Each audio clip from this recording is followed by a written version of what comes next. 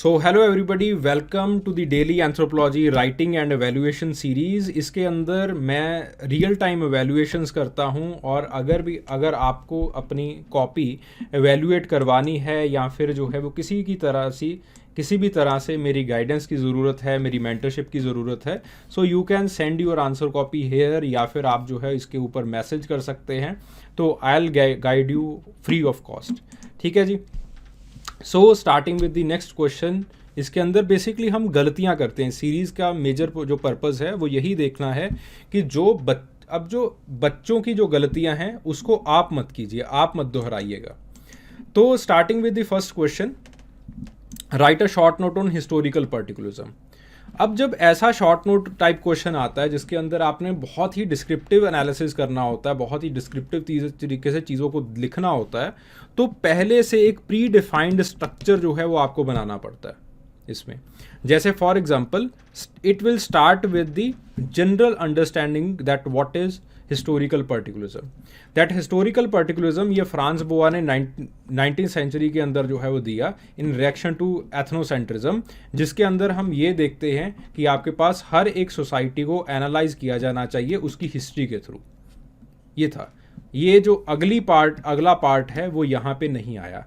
ठीक है, रिएक्शन यहाँ पे स्टॉप हो जाना चाहिए था और उसके बाद ये लिखना चाहिए था कि हिस्टोरिकल पर्टिकुलरिज्म ये कहता है कि हर एक सोसाइटी को उसकी हिस्ट्री के थ्रू, उसके हिस्टोरिकल एनालिसिस के थ्रू जो है वो आपको स्टडी करना चाहिए। That was historical पर्टिकुलरिज्म।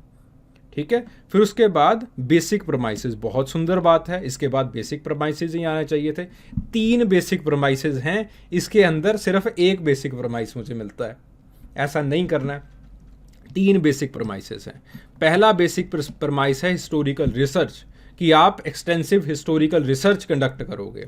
दूसरा बेसिक प्रमाइस है रिलेटिविज्म, कि आप कल्चरल रिलेटिविज्म को एक्सियोमेटिक मानोगे।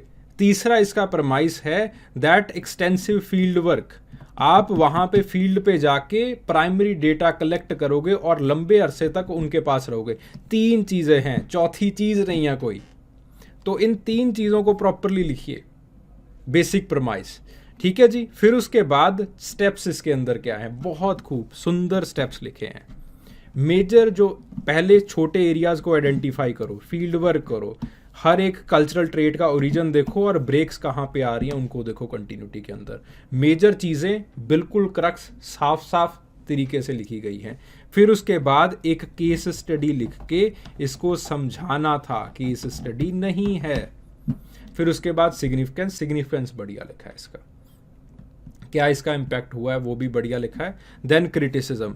अब देखो, इनके पास जगह नहीं थी, तो जगह बचाने के चक्कर में इन्होंने क्या किया, बाय मलिनोस्की, लेवी-स्ट्रॉस, वाइट, इन सब लोगों ने ये क्रिटिसिज्म किया। Rather than that write one criticism. मेरविन Harris का क्रिटिसिज्म लिखो।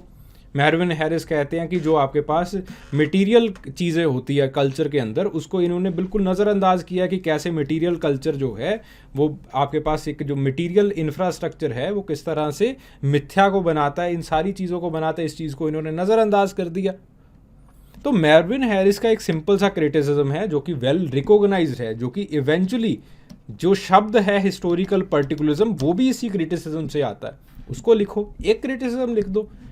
इतनी जगह के ऊपर आप जो है वो अपने हाथ पैर फंसा लेते हो that you are unable to swim. Rather than that write one thing, write it properly. ठीक है, ओके।